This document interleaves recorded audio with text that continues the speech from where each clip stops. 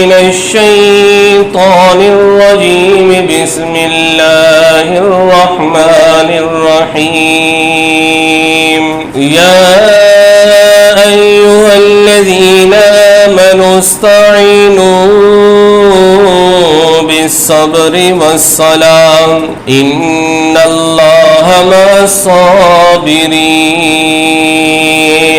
وقال الله تعالى في موضع آخر محمد رسول الله والذين معه أشداء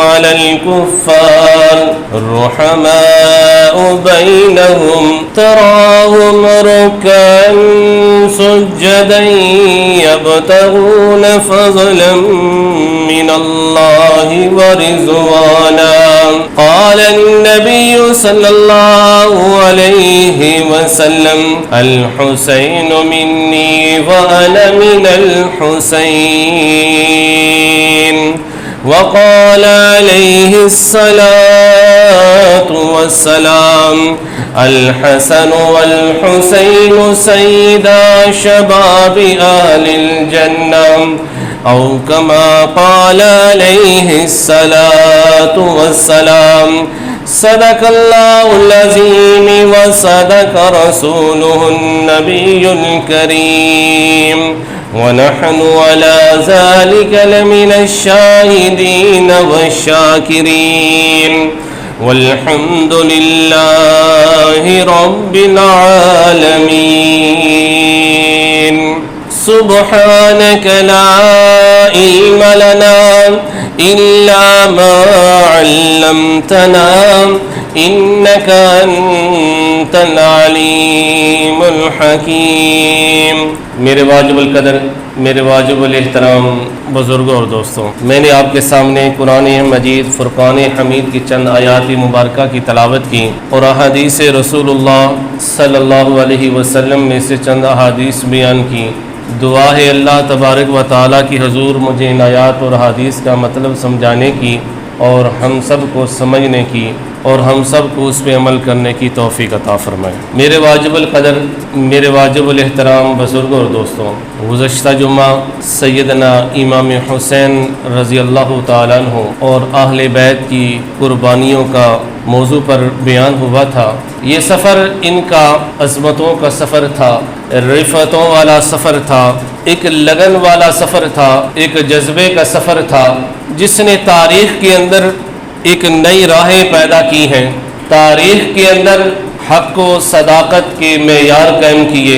یہ سفر سب سے پہلے شروع کہاں سے ہوا ہے؟ یہ قربانی کا سفر تھا، خلافت کا سفر تھا۔ کس چیز کی قربانی تھی؟ فرمایا ہر چیز کی قربانی، محبت کی قربانی، چاہت کی قربانی، الفت کی قربانی، اپنی ذات کی قربانی، وطن کی قربانی، اپنے تن کی قربانی، من کی قربانی، دھن کی قربانی، اپنی قربت کی قربانی، قرابت کی قربانی۔ فرمایا وجاہت کی قربانی، قیادت کی قربانی، سیادت کی قربانی۔ فرمایا یہ ہر چیز کی قربانی دی ہے سیدنا امام حسین رضی اللہ تعالیٰ عنہ نے۔ اور فرمایا یہ سلسلہ سفر شروع ہوتا ہے، یہ قربانیوں کا سلسلہ سب سے پہلے جو قربانی دی ہے وہ حابیل نے دی ہے اپنے بھائی قابیل کے مقابلے میں۔ فرمایا وہاں سے سلسلہ پھر شروع ہوتا ہے قربانی کا، اور مینا کے میدان میں سیدنا ابراہیم نے اپنے بیٹے اسماعیل علیہ الصلوۃ والسلام کی قربانی دی ہے۔ فرمایا لیکن یہ قربانی ایک معنی کی حد تک تھی، الفاظ کی حد تک تھی، لیکن ظاہر تک یہ نہ پہنچ سکی۔ حقیقت جو ہے وہ پردے کے اندر ابھی موجود رہی، لیکن قربانی کو تازگی بھی مل گئی، قربانی کو زندگی بھی مل گئی، تابندگی بھی ملی۔ اور فرمایا لیکن قربانی ابھی مستور تھی، پھر یہ قربانی کا سفر چلتا رہا، قربانی یہ چلتی رہی۔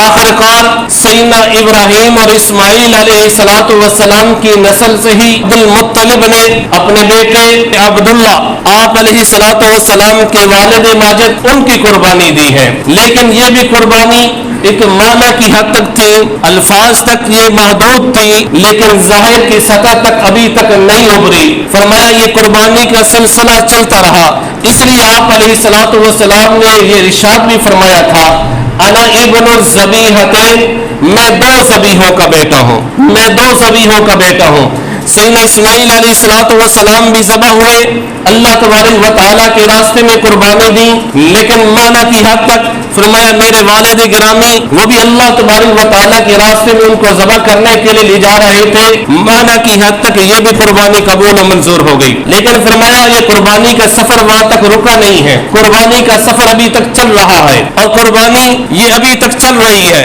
سیدنا ابراہیم علیہ الصلوۃ والسلام نے دعا فرمائی ہے، ربنا وجعلنا مسلمین لک ومن ذریتنا امۃ مسلمۃ لک، اے میرے رب، اے میرے اللہ، ہمیں سب کو مسلمانوں میں سے بنا دے، ہماری اولاد کو بھی امت مسلمہ میں سے بنا دے۔ اور فرمایا ربنا وبعث فیہم رسولا، اے ہمارے رب ان کے اندر ایک رسول بھیج جو ان کو وَيُعَلِّمُهُمُ الْكِتَابَ وَالْحِكْمَةَ، ان کو کتاب کا علم بھی سکھائے، کتاب بھی سکھائے اور حکمت بھی سکھائے۔ سیدنا ابراہیم علیہ السلام نے یہ دعا فرمائی، اور ایک وہ وقت تھا کہ وہ اپنے بیٹے کی قربانی کر رہے تھے، لیکن دوسری طرف یہ دعا بھی موجود تھی، بیٹے وہیں ذبح ہو جاتا تو اولاد کے اندر یہ سلسلہ نہ چلتا، یہ امت مسلمہ نہ آتی، آپ علیہ السلام ان کی نسل سے نہ آتے، کا آنا مقدر میں تھا۔ اس لیے اللہ تبارک و تعالی نے اپنے خواب کو بھی سچا کر دکھایا اور ابراہیم علیہ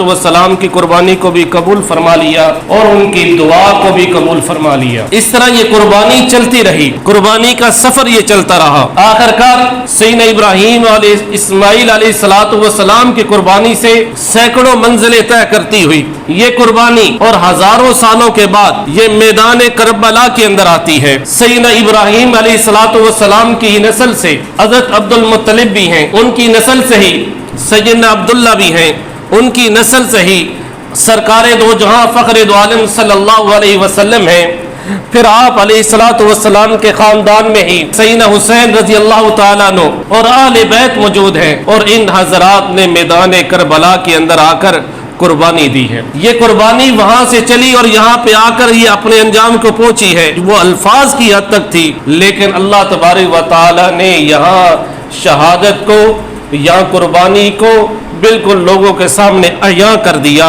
کہ لوگوں قربانی یہ ہوتی ہے۔ اس لیے فرمایا اسلام نام ہے وفا شاری کا، اسلام نام ہے جذبہ ایثاری کا، اور مسلمان وہ ہوتا ہے جو اپنے مالک کی حقیقی کے ہر حکم کے سامنے اپنا سر جھکا دے اور اپنے تن من دھن اس کے حکم کی تعمیل کے اندر لگا دے۔ اسلام کی روح قربانی ہے، اور قربانی کے روح عشق ہے، اور قربانی جب عشق سے سرشار ہوتی ہے تو فرمایا کہ وہ شہادت بن جاتی ہے، اور جب شہادت صفحہ دہر کے اندر جب شہادت نمودار ہوتی ہے، جب شہادت جلوہ گر ہوتی ہے، تو اس سے اللہ تبارک و تعالیٰ اس کے نور سے پورے جہاں کو روشن کر دیتے ہیں، اور اس کے برکت سے اللہ تبارک و تعالیٰ پورے چمن کو معطر کر دیتے ہیں، اس کی خوشبو ہر سو پھیل جاتی ہیں۔ کیوں؟ شہید ہونے والا خود امر ہو جاتا ہے، قربانی دینے والا خود امر ہو جاتا ہے، اور ذات حی و قیوم اللہ تبارک و تعالیٰ کی ذات کے لیے جو قربانی دیتے ہیں ان کے اندر کبھی فنا نہیں ہوتی، وہ باقی رہنے والے ہیں، اور جو ان کی قربانی جو ان کی کرتے ہیں، کرنے والے ظالم ہیں، فرمایا کہ وہ فنا ہو جاتے ہیں، لیکن جن حضرات نے قربانی دی ہے امام حسن اور اہل بیت ہیں، فرمایا ان کے اندر فنا نہیں۔ اللہ تبارک و تعالیٰ نے ان کی قربانی کو کیسے قبول کیا؟ فرمایا کہ قربانی ایسے قبول ہوئی ہے کہ قیامت کے دن تک فرمایا ان کی قربانی کے تذکرے چلتے رہیں گے۔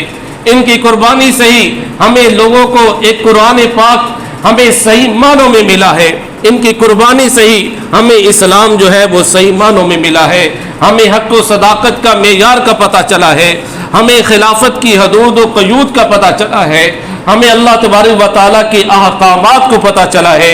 یہ امام حسین اور آپ کے اہل بیت کی قربانیوں سے یہ چیزیں ہمیں ملی ہیں۔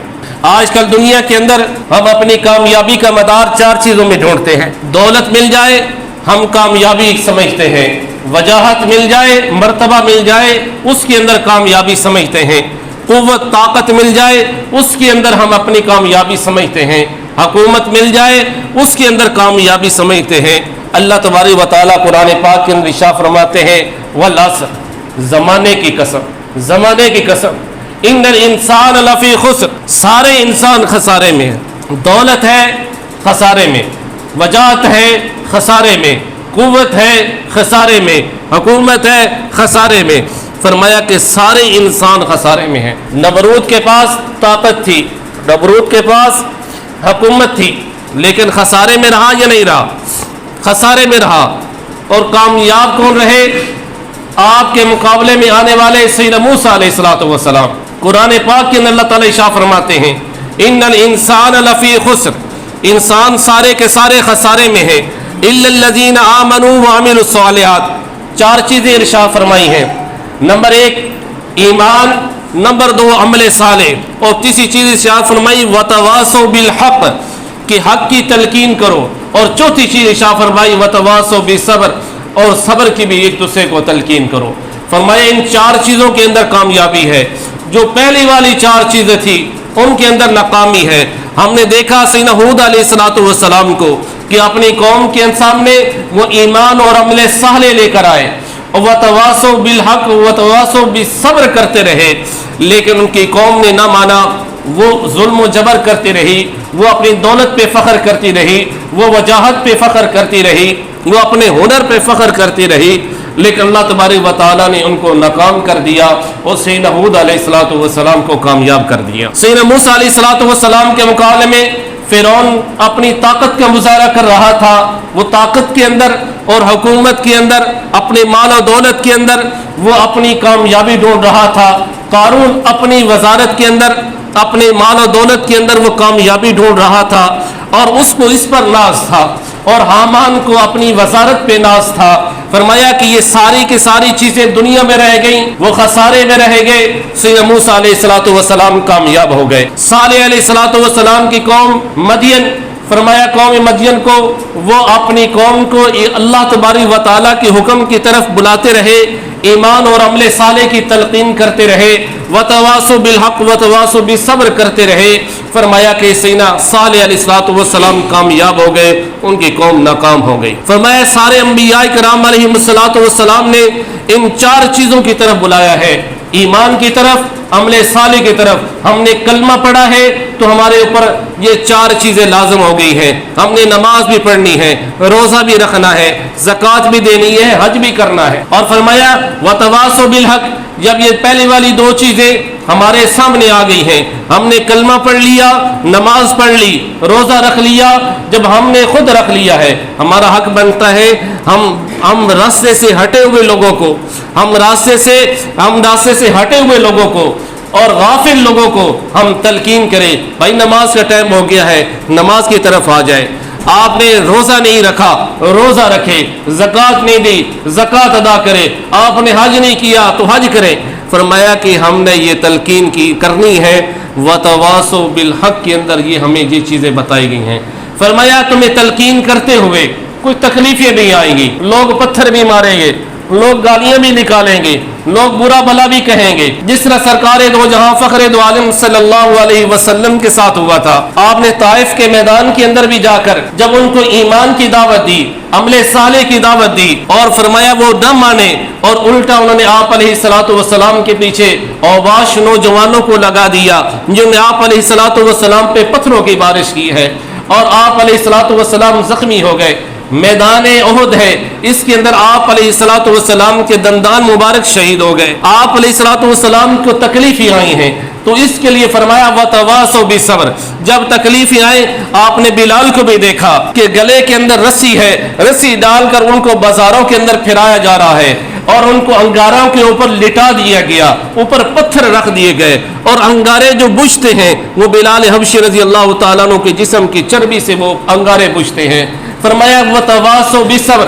اس وقت آپ علیہ السلام ان کو فرمایا کرتے تھے کہ صبر کرو انشاءاللہ اللہ تبارک و تعالی آسانی والا معاملہ فرمائے گا۔ فرمایا حق کے میدان کے اندر جب ہم دو چیزیں اپنا لیتے ہیں، ایمان بھی اپنا لیتے ہیں، کلمہ پڑھ لیا، نماز روزے کی پابندی بھی آ گئی، جب آپ دوسروں کو تبلیغ کریں گے تو کچھ پریشانیاں بھی آئیں گی، تو اس کے لیے فرمایا وتواصوا بالصبر، تم صبر کی تلقین کرو اور صبر اختیار کرو۔ اور صبر جو آدمی اختیار کرتا ہے، میدان کے اندر آزمائشیں بھی آتی ہیں، اللہ تعالیٰ فرماتے ہیں وَلَنَبْلُوَنَّكُمْ بِشَيْءٍ مِّنَ الْخَوْفِ، اور دوسری جگہ ارشاد فرمایا أَحَسِبَ النَّاسُ أَن يَقُولُوا آمَنَّا وَهُمْ لَا يُفْتَنُونَ، کیا یہ لوگ گمان کرتے ہیں کہ ہم ان کو چھوڑ دیں گے اور یہ کہتے ہیں کہ ہم ایمان لے کے آئے، وَهُمْ لَا يُفْتَنُونَ، یہ آزمائے نہیں جائیں گے؟ فرمایا ضرور بے ضرور آزمائے جائیں گے۔ وَلَنَبْلُوَنَّكُمْ بِشَيْءٍ مِّنَ الْخَوْفِ، ہم ان کو ضرور بھی ضرور آزمائیں گے، کچھ خوف دے کر، کچھ ڈر دے کر، دشمن پیدا کر کے ان کو آزمائیں گے۔ یہ کیا کرتے ہیں؟ وَالْجُوعِ، کچھ مال ان کا چھین کر، کچھ ان کو بھوک کا احساس دلا کر، فقر و فاقے میں مبتلا کر کے ہم ان کو آزمائیں گے۔ وَالْجُوعِ وَنَقْصٍ مِّنَ الْأَمْوَالِ، مالوں کی کمی کر کے، وَالْأَنفُسِ، کچھ ان کی جانوں میں سے کمی کر کے، کوئی فوت ہو جاتا ہے، کسی کا بھائی ہے، کسی کی بہن ہے، کسی کا بیٹا ہے، وہ اللہ تبارک و تعالیٰ جب ان کو موت دے دیتے ہیں تو اس وقت آدمی کون سی پوزیشن میں ہوتا ہے؟ آیا صبر کرتا ہے، میری تعریف کرتا ہے، میری تعریف سے باہر تو نہیں جاتا، میری حدود سے، میری قائم کی ہوئی حدود سے باہر تو نہیں جا رہا، میرے کلمے کی بنیاد سے باہر تو نہیں جا رہا۔ فرمایا والانفس والثمرات، پھلوں کی کمی بھی آ جاتی ہے، کاسالی بھی آ جاتی ہے۔ فرمایا ان ساری چیزوں کے اندر ہم لوگوں کو آزماتے ہیں۔ وہ لوگ کیا کہتے ہیں؟ اس لیے آپ علیہ الصلوۃ والسلام کی گود مبارک میں سیدنا ابراہیم آپ کے بیٹے کی میت موجود تھی، وہ آپ علیہ الصلوۃ والسلام کی گود کے اندر ہی اس نے اپنی روح پرواز کی اور آپ کی آنکھوں سے آنسو روا ہو گئے۔ کسی نے کہا آپ کی آنکھوں سے آنسو روا ہوں گے، آپ نبی ہیں اور آپ کی آنکھوں سے آنسو روا ہوں گے؟ آپ علیہ الصلوۃ والسلام نے ارشاد فرمایا ہاں میں بھی انسان ہوں، میرے بھی آنکھوں سے آنسو روا ہو جاتے ہیں، مجھے بھی غم ہے، لیکن میں اپنے دل سے ناشکری کے الفاظ نہیں کہوں گا، میں اپنی زبان سے ناشکری کے الفاظ نہیں کہوں گا۔ یہ اللہ تبارک و تعالیٰ کی امانت تھی، اللہ کے پاس چلی گئی۔ تو اس لیے فرمایا یہ ساری چیزیں آزمائشیں ہیں۔ ہم کامیابی کس کے اندر ڈھونڈتے ہیں؟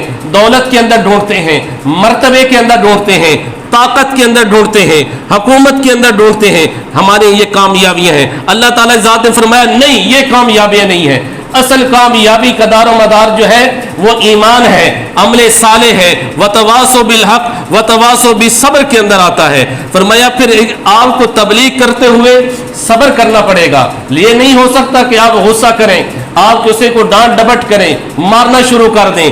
آپ فرمایا کہ جو شخص غصہ کرتا ہے، فرمایا ان کے لیے آپ علیہ الصلوۃ والسلام نے ارشاد فرمایا کہ لیس الشدید بالسرعۃ انما الشدید الذی یملک نفسہ عند الغضب۔ فرمایا کہ پہلوان وہ شخص نہیں ہے جو میدان کے اندر دوسرے کو بچھاڑ دے، جو کہے میں تجھ سے زیادہ بہادر ہوں، اس آدمی کو وہ نیچے گرا دے۔ فرمایا اصل پہلوان وہ شخص ہے جو غصہ کے وقت اپنے آپ پر قابو ڈال لے۔ آج جیلیں، جو ہمارے جیلوں کے اندر جو قیدی ہیں، اکثر اسی کے اندر ہیں کہ انہوں نے اپنے غصے پر قابو نہیں ڈالا۔ اور فرمایا انسان جو ہے وہ جو سب سے بہترین گھونٹ جو پیتا ہے وہ غصے والا گھونٹ ہے، جو غصے کا گھونٹ پی لیا، فرمایا کہ یہی کامیاب ہو گیا۔ وتواصوا بالصبر۔ اور سیدنا امام حسین رضی اللہ تعالیٰ اہل بیت نے ان چاروں چیزوں پر عمل کیا ہے۔ ایمان، انہوں نے سرکار دو جہاں کی گود کے اندر ایمان حاصل کیا۔ فرمایا بچے تھے، پہلی جو آواز پڑی ہے وہ اللہ اکبر کی آواز پڑی ہے۔ فرمایا جو گھٹی ملی ہے وہ سرکار دو جہاں کے لبے دہن سے ملی ہے، آپ کے لعاب مبارک سے ملی ہے۔ فرمایا امام حسین رضی اللہ تعالی عنہ، فرمایا کہ ان کے اندر عمل صالح، دوسری چیز عمل صالح کتنا تھا؟ فرمایا کہ بچپن کے اندر تھے، مسجد کے ساتھ لگاؤ تھا، فرمایا مسجد نبوی کے ساتھ ہی لگاؤ تھا، وہیں پہ پڑے رہتے تھے، آپ علیہ الصلوۃ والسلام کے پاس آتے تھے، آپ خطبہ ارشاد فرماتے وہ آپ کے ساتھ ہوتے، آپ نماز پڑھتے وہ آپ کے ساتھ ہوتے، آپ لوگوں کو مسئلے مسائل سکھاتے وہ آپ کے ساتھ ہوتے۔ انہوں نے اپنی زندگی ہی مسجد کے اندر گزاری ہے اور اتنا عشق تھا خانہ کعبے کے ساتھ۔ فرمایا 25 پیدل حج کیے ہیں امام حسین رضی اللہ تعالیٰ عنہ نے۔ فرمایا دوسری چیز وتواصوا بالحق، فرمایا وتواصوا بالحق، یہ تیسری چیز ہے کہ حق کی تلقین کرنا، اور یہی حق کی تلقین کرنے کے لیے فرمایا وہ مدینہ منورہ سے مکے کا سفر کیا، مکہ سے انہوں نے کوفے کا سفر کیا، اور کوفہ سے وہیں پہ کربلا کا سفر کیا ہے۔ یہی چیز تیسری چیز کو اپنانے کے لیے وتواصوا بالحق، لوگوں حق کو اپنا لو، اور حق کو اپناؤ گے تو فرمایا کہ تم کامیاب ہو۔ فرمایا یہ ظلم کی حکومت ہے، یہ جبر کی حکومت ہے، یہ گناہ کی حکومت ہے، اور ایسے عالم میں فرمایا آپ علیہ الصلوۃ والسلام نے مجھے آرڈر دیا ہے، اور فرمایا تمام امت کو یہ آرڈر ہے کہ ایسی حالت میں خاموش نہیں رہنا۔ افضل کلمۃ حق عند سلطان جائر، فرمایا کہ افضل کلمہ حق یہ ہے، افضل کلمۃ حق عند سلطان جائر، فرمایا ظالم بادشاہ کے سامنے حق بات کہنا یہ سب سے بہترین عمل ہے۔ اور فرمایا کہ تیسری چیز کو اپناتے ہوئے ان کو پھر جو تکلیفیں آئی ہیں اس میں انہوں نے صبر کیا ہے، وتواصوا بالصبر، وتواصوا بالصبر، فرمایا کہ اپنے اہل و عیال کو بھی صبر کی تلقین کی ہے۔ جس رات جو آخری رات تھی اس وقت سیدنا امام حسین رضی اللہ تعالیٰ نے اپنے خاندان والوں کو، اپنے گھر والوں کو بلا کر اس چیز کی تلقین کی کہ اگلا دن کس طریقے سے آئے گا پتہ نہیں ہے، لیکن خونی دن ہوگا۔ فرمایا تم نے صبر کا دامن اپنے سے چھوڑنا نہیں ہے، صبر کے دامن کو اپنا کے رکھنا ہے، مضبوطی سے پکڑ کے رکھنا ہے۔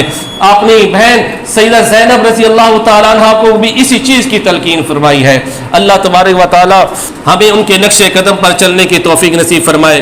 فرمایا کہ 4 چیزیں ہیں، ایمان، عمل صالح اور وتواصوا بالحق، وتواصوا بالصبر۔ فرمایا چاروں چیزوں کو امام حسین رضی اللہ تعالیٰ نے پورے طریقے سے اپنایا ہے، اس لیے امام حسین رضی اللہ تعالیٰ عنہ کو امام العصر بھی کہا جاتا ہے۔ اللہ تبارک و تعالیٰ ہمیں امام حسین اور اہل بیت کے نقش قدم پر چلنے کی توفیق عطا فرمائے۔ وآخر دعوانا الحمدللہ رب العالمین۔